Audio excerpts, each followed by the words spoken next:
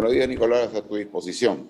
¿Cuál es su opinión general sobre este asunto? No le pregunto si es constitucional, porque entiendo que ya aquí pasamos al terreno del reglamento parlamentario. Bueno, lo primero creo que es saludable, ¿no? Más que un calificativo que podríamos decir respecto a lo que ha ocurrido, ¿no? En primer lugar, porque creo que el problema era sustituir al tribunal que ha salido, ¿no? Para comenzar, creo que estaba claro que con un miembro menos y con la última resolución que se pronunció respecto al indulto de Fujimori, este tribunal era un tribunal como Patorrengo, con problemas de legitimidad, que además era fundamental recuperarla en la medida en que existen intentos autoritarios de imponer proyectos políticos, que creo que el tribunal renovado va a tener la fortaleza de la elección para efectos de enfrentar cualquier tipo de azonada o matonería política. Entonces, para comenzar es eso. Segundo, está bien, escucha incluso a uno de los magistrados del tribunal añorar el debate. Bueno, yo participé, yo fui uno de los 9 invitados por el Congreso donde fue elegido estos 6 magistrados que están saliendo y tampoco hubo debate.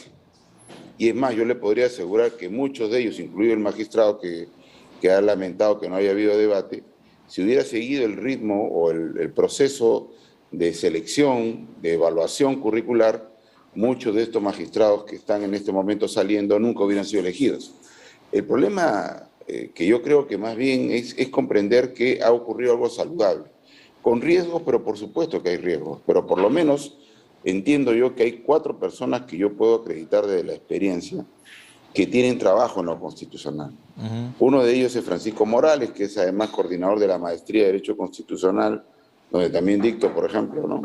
Está Elder Domínguez, ¿no? Que es una persona que viene, bueno, hay una reducción de la presentación suya, ha sido por años director del Centro de Investigaciones del Poder Judicial, ¿no? Está Gustavo Gutiérrez, ¿no? Que también viene trabajando intensamente de la posición de litigante en el ámbito constitucional, y César Ochoa Cardich, ¿no? que es antiguo profesor de la Universidad Católica y coautor de libros en materia de constitución económica. Entonces, personas que eventualmente podrían tener un problema distinto a la experiencia en materia constitucional, podrían tenerla. Correcto. Pero lo que puedo asegurar es que son personas que vienen del ámbito académico en lo constitucional y que en ese sentido probablemente tengan más aporte que el colegiado que está saliendo. Doctor, en el caso de los otros 2 no los menciona porque no los conoce, pero tampoco puede decir lo contrario, digamos. Es decir, no tiene ningún reparo con esas 2 personas. No, porque además creo que lo importante es comprender que a ver, yo no creo en este proceso de selecciones meritocráticas. Yo sí creo en las elecciones políticas. Y creo que no haya habido, y como ocurre en la mayoría de los países del mundo. O sea, bueno, es un fuero político, ¿no? Un fuero político hace política. El que elige, quiero decir. De acuerdo y de alguna manera proyecta hacia el Tribunal Constitucional la composición política de la representación nacional. Es decir, nuestros representantes, los que elegimos nosotros, expresan de alguna manera políticamente lo que pensamos sobre lo constitucional y ello se proyecta al tribunal, ¿no? Bueno, podríamos decir que la principal fuerza de oposición y el oficialismo se pusieron de acuerdo, ¿no? Eso hablaría de un equilibrio en todo caso. Lo que no es malo, lo malo es que no se pongan de acuerdo. Correcto. El tema está... A lo que voy es que entiendo yo que este equilibrio se expresa en la elección de los miembros del TC y sería saludable en sus decisiones. Ojalá. Ojalá, pero además entendamos que es inevitable el acuerdo, porque si no hay acuerdos no hay elección. Y lo importante ha sido comprender, creo yo, que más o menos los elegidos son personas que probablemente no tengan la proyección pública. Entiendo su idea de que el fin justifica los medios. ¿Son personas preparadas, capacitadas o no? No, ahí sí, no. En las democracias los fines se justifican por el correcto uso de los medios.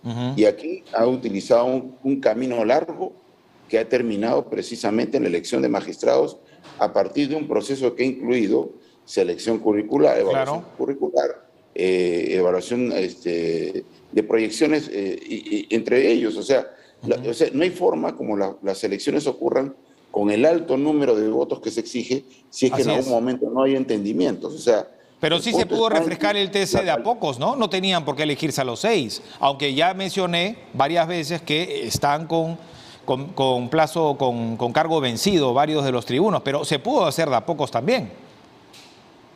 Mire, lo que pasa es que cuando hay 6 candidatos es mejor hay mejores posibilidades de llegar a entendimientos. El problema está en que cuando hay 1 o 2, pasa lo que pasó, por ejemplo, con la elección del magistrado Ferrero. Años. Claro. Años. Claro, porque queremos al mejor, excelente, el perfecto, ¿no?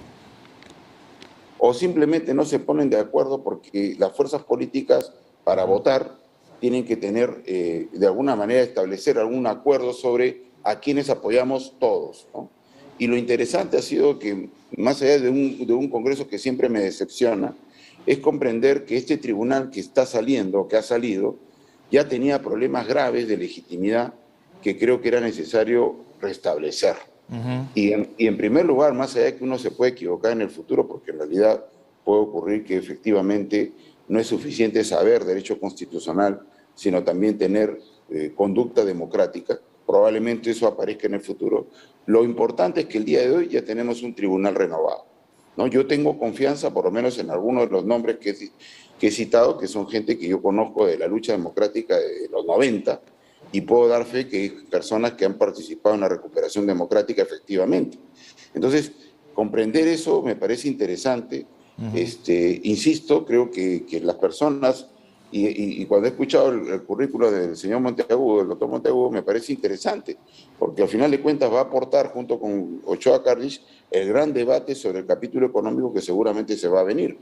Y respecto a la señora Pacheco, la doctora Pacheco, a la que se le atribuye un conservadurismo, pues bueno, ella refleja lo que en realidad ocurre en la sociedad normal. O sea, en el Perú hay radicales de izquierda, radicales de derecha, hay conservadores, hay progresistas. Bueno, tenía que estar alguien así, entonces, ¿por qué no comprender? Salvo que uno quiera que solo entren los que uno le gusta. Y eso no es pluralismo. Nuevamente hablando del proceso, ¿usted considera en todo caso que corrige lo que se hizo mal en el anterior gobierno? No, no, en la anterior elección. En la anterior elección, pero bueno, en la anterior elección, pero la anterior gestión, ¿verdad? Yo creo siempre en las elecciones políticas. Incluso en esa última que ha participado, donde yo le digo que también me invitaron a mí, fui uno de los 9 y salieron 6, ¿ya? Adoleció de un problema previo, que es que hubo la repartija, la anterior, ¿no? Y anularon la elección de magistrado del tribunal. Entonces se convocaron a profesores. El problema está en que cuando uno convoca a profesores, uno equivoca el sentido de unos tribunales constitucionales. Los tribunales constitucionales no son consejos de sabios, ¿ya? Son entidades que funcionan para corregir problemas en materia constitucional. Y la norma constitucional es una norma especial, diferente. No es el Código Civil, no es el Código Penal. Es una norma jurídica y política. Con lo cual, la lealtad a la Constitución supone hacer un ejercicio jurídico y también político. O sea, entender que el Estado constitucional es el Estado donde desarrollamos nuestras libertades y ser leal a eso. Y hay mucha gente que confunde y que solamente ve la Constitución como una norma jurídica. Ese es el error. Y yo creo que el problema de las elecciones no políticas pueden traer eso como riesgo.